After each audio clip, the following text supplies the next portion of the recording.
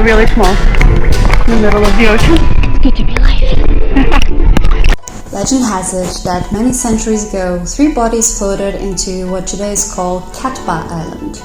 3 women from the Tran dynasty were murdered, and their corpses were found by fishermen in different parts of the island. To honor them, the residents built 3 temples, and the island soon became known as Cát Bà Island. It is known for its breathtaking landscapes, and it is the perfect destination for those seeking a calm adventure. Diving, climbing and hiking make Cát Bà and Halong Bay a picturesque destination dotted with several limestone islands. I've done all the homework for you, so let's dive right in and explore this beautiful place together. If you're thinking about coming to this part of Vietnam, you probably heard several different names and activities to do here. Let me try to simplify things for you. You have 2 major experiences here, the Halong Bay route and the Lan Ha Bay route. Depending on your time, budget and type of experience you're looking for, one might make more sense than the other. Halong Bay is a UNESCO World Heritage Site and one of the most famous destinations in Vietnam. This route is best suited for travelers looking for luxurious experiences like 5-star hotel boats. We're talking about serious luxury here. So if you're looking to pamper yourself, this is the right choice for you. This option would also make sense if you want to visit the Tip Top Island and the Mega Caves. This usually is a more crowded experience with a bit of an older target group. Prices vary a lot based on what is included. It can go from 150 euros up to 1,000 per person. Option number 2 is Lan Ha Bay. Located in the south of Halong Bay, Lan Ha Bay is a lesser-known alternative.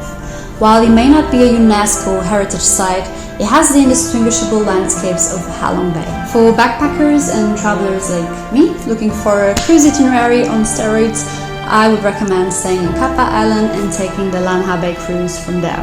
The cruises that depart from Cát Bà tend to be more basic, better price, and with more activities in their itineraries. So, in a nutshell, you should choose Lan Ha Bay if you are staying in Cát Bà Island, want a more adventurous experience with, for example, longer hikes, rock climbing, kayaking. You want a cruise experience with more of a social atmosphere, since Lan Ha Bay tends to attract a younger crowd and backpackers. If you have a short schedule to follow or you have a tight budget. This is my choice for the trip, so I'll provide more details later on in this video. Other less known options that might make sense to you are Bai Tu Long Bay and Vinh Hai Bay. Whatever your decision is, make sure to choose the one that is more fitted for you and your lifestyle, budget, and the time you have available. Let me know down in the comments which one would you choose if you have come to Vietnam. After leaving the exciting capital of Vietnam, we set foot towards Cát Bà Island. When we arrived, it was already late, but there was still time for a quick walk alongside the bay and some amazing seafood for dinner. As a fishing village, you have to try some seafood. Here, the focus is the quality rather than the extravagant presentations. Cát Bà, in many ways, was the opposite of Hanoi. Even though I loved Hanoi, I felt like I could use a little bit of silence and winding down after so much excitement. I could finally hear my thoughts. The first day was fully dedicated to the Lan Ha Bay boat trip. We started the day early, and after having our breakfast at the hostel, a group of youngsters was ready to go on an adventure. They picked us up in front of the hostel door and off we went. Our boat wasn't extravagant, and the overall vibe of this trip was very relaxed, just how I like it. The boat started moving and we were already immersed in nature. We passed the floating villages and were amazed with the calm, impressive surroundings. The day started cold, but soon the sun came out to gift us with warm weather. The see-through water was inviting us to the first stop of our itinerary. We not only had a beach to ourselves, we had the whole island. But to get there, we had to dive. And I was afraid it might be too cold, like some people were mentioning, but it felt really nice. The scenery of this place is absolutely stunning. The serene atmosphere is captivating. The lush greenery, the limestone towers make this an ideal spot for nature lovers. Number 4 was our kayak. I never tried kayaking before, and I couldn't have chosen a better premier place. We had about 1 hour to explore by boat. which is enough time for newbies like me to learn, get the hang of it, explore the caves, and also relax and enjoy the sights. There was a big community feeling in our group, and I believe in these types of tours. If there was someone struggling or just stuck, there was always someone ready to help. We had a super nice buffet on the boat to restore our energy levels and connect with everyone on board to get to know their amazing travel experience. And finally, the last boat stop, the Monkey Island. It's another attraction in Lan Ha Bay and a very interesting experience. But I have some warnings and some mixed feelings about this one. Let's have a chat. The Monkey Island is a small island full of monkeys. They are typically friendly and are used to seeing people getting on and off the island. But keep in mind that these monkeys are wild. Rabies exists in Vietnam. Any contact with a wild animal can go bad very quickly. And unfortunately, I saw how fast that can happen. If you want to explore the island on your own, you can.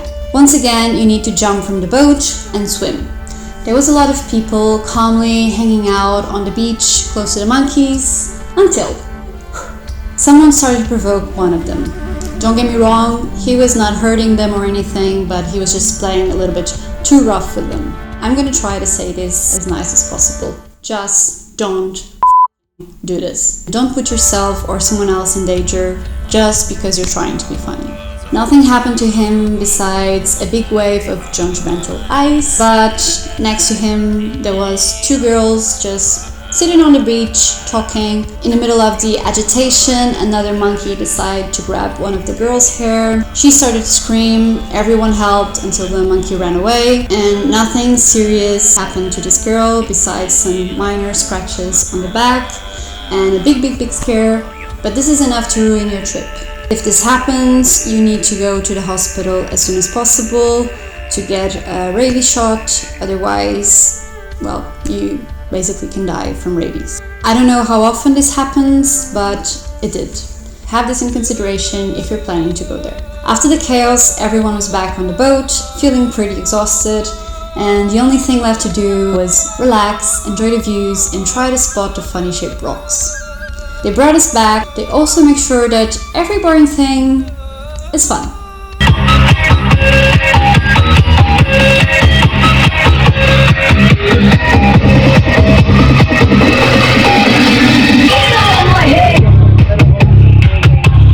Back at the hostel, we gathered the last resources of energy left and went for a little hiking before dinner to a viewpoint close by. In Cát Bà, there aren't a lot of restaurants to choose from, so we ended up going to the same one quite a few times, but also their food was so fresh and delicious that I'm sure I would have come back if there was more options. To close the day, we went for a walk in the quiet, calm streets and eventually collapsed in bed. To contradict the intensity of the previous day, we decided to go to the beach and relax. We chose a less crowded one to enjoy some tranquility and relaxation. The soft waves, the warm sun and a gentle breeze make it a perfect spot to connect with nature and start the day on a peaceful note. With so many beautiful beaches there, the question is, how do you choose one? Witnessing such natural beauty reminds us of the importance of simplicity and being present in the moment. We dived into the local culture of Cát Bà and experienced the simple joys it offers, especially the food.